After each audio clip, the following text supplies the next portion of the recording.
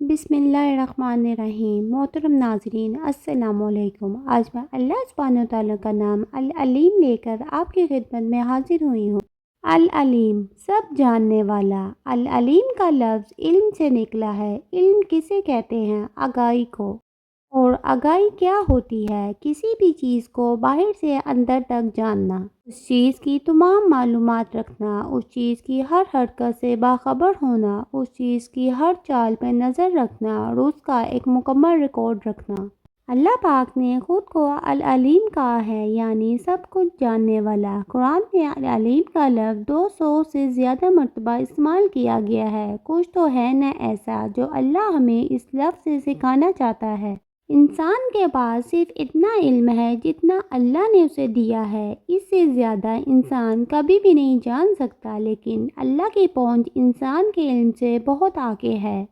वो ज़ाहिर भी जानता है और पोशीदा भी। वो छोटी सी छोटी चीज़ का भी इल्म रखता है और बड़ी सी बड़ी चीज़ का भी। वो आगाज़ भी जानता है, वो इख्तिताम भी जानता है। इंसान तजर्बे से इल्म लेता है। इंसान जैसे जैसे बड़ा होता है वैसे वैसे मुख्तलिफ हालात से गुजरता है और फिर वो उन हालात से बहुत कुछ सीखता है और यूँ सीखते सीखते उसके इल्म में इजाफा होता चला जाता है। इंसान के इल्म की इब्तिदा उसकी ज़िंदगी के तजर्बों से शुरू होती है, जबकि अल्लाह के मामले में ऐसा नहीं है।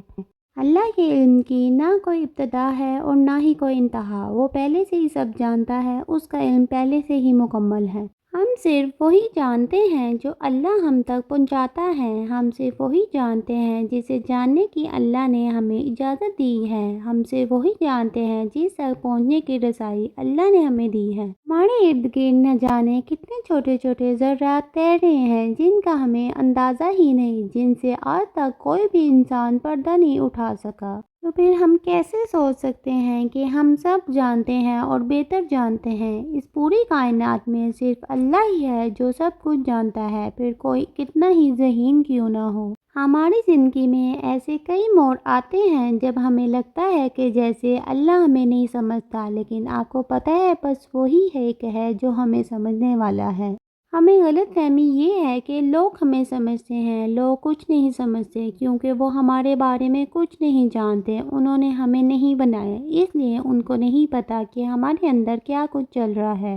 उन्हें नहीं पता हम कब दुखी होते हैं और कब खुश। ना वो हमारे बारे में कुछ जानते हैं और ना ही हम उनके बारे में कुछ जानते हैं। अल्लाह ही है जो हम सब कुछ जानने वाला है। अल्लाह ही है जो हमारे वो राज भी जानता है जो हम खुद से भी नहीं कह सकते। अल्लाह ही है जो हमारी वो हकीकतें भी जानता है जो हम खुद भी नहीं जानते। आपका रब आपको आपसे बहुत बेहतर जानता है। अल्लाह जानता है कि आपके दिलो दिमाग में क्या चल रहा है। वो जानता है कि आपको ज़िंदा रखने के लिए किस किस चीज़ की ज़रूरत है। वो जानता है आपको कौन सा मामला गमगीन करता है और कौन सा मामला खुश करता है। वो सब जानता है, वो भी जो आपको भी अपने बारे में नहीं पता। इसलिए ये कभी नहीं सोचना कि अल्लाह आपसे प्यार नहीं करता या अल्लाह आपकी पुकार नहीं सुनता है। अल्लाह सबकी सुनता है और सबका जवाब भी देता है। बस हम जल्दबाज हैं ना, तो इसलिए हमें कुछ फ़ौरन से ना मिले तो या हमसे कुछ बहुत दूर चला जाए तो हम मायूस हो जाते हैं। जब देर होती है तो उस देर में अल्लाह की खैर होती है और जब हमसे कुछ हमेशा के लिए दूर कर दिया जाता है तो उस दूरी में भी हमारे लिए ही भलाई छुपी होती है। अल्लाह जब हमारी ज़िंदगी से किसी इंसान को हमेशा हमेशा के लिए निकाल देता है तो इसका मतलब ये नहीं है कि अल्लाह को हमसे प्यार नहीं है। अल्लाह को पता है कौन सा शख्स आपके साथ मुखलिस है और कौन सा आपके सामने दिखावा करता है। इसलिए फिर अल्लाह आपसे उन लोगों को दूर कर देता है जिनकी नीयत आपके लिए ठीक नहीं होती या जो आगे जाके आपके लिए दुख का ज़रिया बन सकते हैं। अल्लाह आपसे प्यार करता है, बहुत प्यार करता है, इसलिए उसे ये गवारा ही नहीं कि कोई आपको तकलीफ़ पहुंचाए। अब ये सुनकर हम सवाल करने लगते हैं कि अल्लाह तो सब कुछ बेहतर भी कर सकता है, तो फिर अल्लाह बेहतर क्यों नहीं करता? हम ये सवाल क्यों करते हैं? यहाँ ही तो यकीन रखना है, अल्लाह कोई चीज़ बेहतर क्यों नहीं बनाता, ये उसी की हिकमतें हैं। और इस सवाल का जवाब आपको अल्लाह के सिवा और कोई नहीं दे सकता, लेकिन सवाल उठाना ही क्यों? जब हमें किसी से मोहब्बत होती है और वो हमारे लिए कोई काम करता है या कोई फ़ैसला लेता है तो हम सबसे पहले क्या सोचते हैं कि उसने हमारी बेहतरी के लिए ये फ़ैसला किया होगा। और हम ऐसा क्यों सोचते हैं? کیونکہ ہمیں اس انسان سے محبت ہوتی ہے اور اس لیے ہم اس پر بھروسہ کرتے ہیں، تو پھر اللہ پہ ہم ایسا بھروسہ کیوں نہیں کرتے؟ آپ کو نہیں لگتا کہ آپ سے زیادہ اللہ کو یہ دیکھ کر خوشی ہوگی کہ آپ کو وہ چیز مل جائے جو آپ کو پسند ہے اور آپ اس کے ساتھ خوش رہیں؟ تو اگر پھر بھی اللہ آپ کو وہ چیز نہیں دے رہا تو سوچیں کہ وہ چیز کتنی بری ہوگی کہ اللہ اس کے لیے آپ کو چند لمحوں کے لیے اداس دیکھ سکتا ہے لیکن وہ چیز آپ کو نہیں دے سکتا۔ اللہ کو تو سب خبریں ہیں، جب تیز ہوا کے جھونکے سے ٹکرا کر زمین پہ گرنے والا پتا بھی اللہ کی نظر سے نہیں بچ سکتا، تو ہم تو پھر جیتے جاگتے انسان ہیں۔ ہم سے اللہ کیسے لا علم ہو سکتا ہے؟ اللہ ہمارے چھوٹے سے چھوٹے قدم سے بھی واقف ہے، وہ جانتا ہے کون سا کام ہم نے کب کیا ہے، وہ جانتا ہے کون سا خیال ہم نے کب سوچا ہے، وہ جانتا ہے کس ارادے سے ہم کس کو دیکھتے ہیں، وہ جانتا ہے کون سا گمان ہم کب کرتے ہیں، وہ سب جانتا ہے اور ہمیں بھی اب یہ جان لینا چاہیے۔ اللہ جانتا ہے کہ اس نے کب اور کیسے آپ کی مدد کرنی ہے۔ اللہ جانتا ہے جس تکلیف سے آپ گزر رہے ہیں اس تکلیف سے کسے راحت کا وسیلہ بنانا ہے۔ اللہ جانتا ہے کہ آپ کو کب اور کس چیز کی ضرورت پڑے گی۔ اللہ جانتا ہے کہ آپ کو کب اور کیا دینا ہے۔ اللہ نے آپ کا دل بنایا ہے، اللہ آپ کے اس دل میں رہتا ہے، پھر کیسے ممکن ہے کہ اسے یہ اندازہ نہ ہو کہ آپ کا دل کیا چاہتا ہے؟ ہم سوچتے ہیں کہ جیسے انسان کے سامنے ہم زبان سے جو بول دیں گے وہ اسی بات کو سچ مان لے گا، پھر بھلے ہمارا دل کچھ اور سوچ رہا ہو، ویسے ہی ہم اگر اللہ سے بھی یہ کہہ دیں کہ ہم یقین رکھتے ہیں تو اللہ بھی ہماری اس بات کو مان لے گا۔ جبکہ اللہ تو ہماری سانس کی سرگوشیاں بھی سنتا ہے، وہ جانتا ہے کہ ہمارے دل نے کب اور کیا کہا، اس لیے کبھی بھول کر بھی یہ خیال دل میں نہیں لانا کہ اللہ دعائیں قبول نہیں کرتا یا پھر اللہ کو ہم پیارے نہیں لگتے۔ وہ یہ سن رہا ہے، وہ یہ دیکھ رہا ہے، تبھی تو اللہ تعالیٰ نے یہ فرمایا ہے کہ میں تمہارے گمان جیسا ہوں۔ وہ گمان جانتا ہے اس لیے تو وہ گمان جیسا نظر آنے لگتا ہے۔ ہم نہیں جانتے ہمارا کون سا خیال اللہ کو راضی کر دے اور نہ ہی ہم یہ جانتے ہیں کہ ہمارا کون سا خیال اللہ کو ہم سے ناراض کر دے۔ اس لیے ہمیشہ اچھا سوچا کریں، مثبت سوچ انسان کو بہت مضبوط بناتی ہے۔ اب ہم سوچیں گے کہ جب زندگی ہی منفی ہے تو مثبت سوچ کدھر سے لائیں؟ زندگی اور حالات کبھی بھی منفی نہیں ہوتے۔ کوئی اس دنیا سے چلا گیا ہے کیونکہ یہی مقدر میں تھا، زندگی اور موت کوئی نہیں ٹال سکتا۔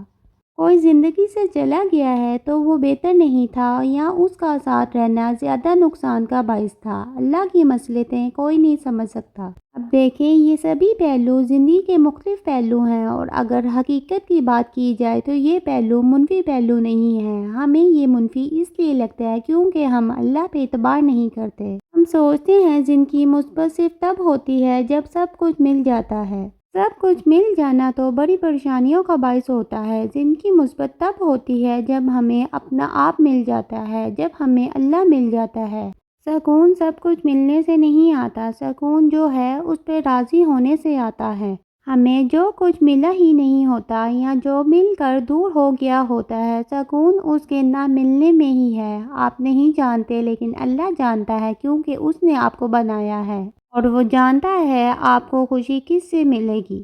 تو پھر آپ فکریں چھوڑ دیں، کون آپ کے بارے میں کیا کہتا ہے، کس نے آپ پر تہمت لگائی ہے، الزام لگایا ہے، کس نے آپ کے جذبات کی قدر کی اور کس نے ان کا مذاق اڑایا، کس نے آپ کو ہنسایا اور کس نے آپ کو رلایا، کب کب آپ جانمز پہ سجدہ ریز ہوتے ہوئے ٹوٹ کر بکھرے، کب کب آپ نے اللہ کی رضا کے لیے اپنی دعاؤں کو قربان کیا، کب کب آپ تنہائی میں اللہ کو یاد کر کے زور و قطار روئے، کب کب آپ نے جولی پھیلا کر اللہ سے مدد کی درخواست کی، کب کب آپ نے دل میں سرگوشیاں کی جب زبان سے کچھ کہہ نہ سکے، کب کب آپ نے اللہ سے گفتگو کے لیے قرآن کھولا، کب کب خوف اور تکلیف سے لرز کے آپ نے اللہ کو پکارا۔ اللہ سب جانتا ہے، اس کا علم بہت وسیع ہے، اس کے کام انسانوں کے کام سے جدا ہیں۔ ہم تو سوچ بھی نہیں سکتے کہ اللہ ہمیں کہاں کہاں سے سکون پہنچاتا ہے۔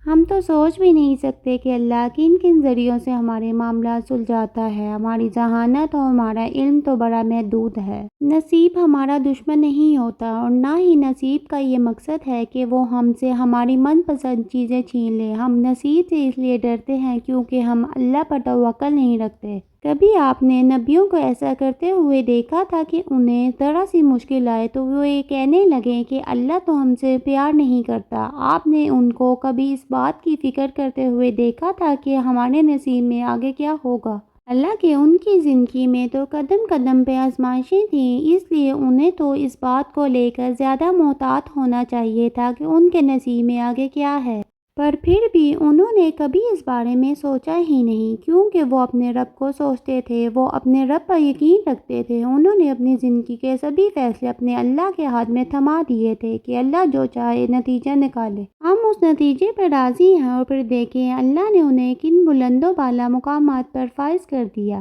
جب آپ اپنی زندگی کے معاملات کو اللہ کے سپرد نہیں کرتے اور خود اپنی طاقت سے زبردستی سارے انتظامات کرنے لگتے ہیں تو پھر اللہ بھی آپ کی زندگی کے معاملات سے نکل جاتا ہے۔ پھر کوئی گڑبڑ ہو یا کوئی نقصان ہو، اس کا حل آپ کو خود ہی نکالنا پڑتا ہے۔ بس یہیں آ کر ہی تو اندازہ ہوتا ہے کہ ہمارے پاس کوئی بھی حل موجود نہیں ہے۔ مگر جب آپ اپنی زندگی کے معاملات کو اللہ کے حوالے کر دیتے ہیں کہ اللہ نے ہی میری مشکل کو حل کرنے کے لیے انتظامات کرنے ہیں، بس پھر آپ کے لیے غیب سے مدد بھجوائی جاتی ہے، پھر اللہ خود آپ کے معاملات کو دیکھتا ہے۔ اور جس انسان کے معاملات کا خیال خود اللہ رکھے، وہ انسان کبھی بھی ناکام نہیں ہوتا۔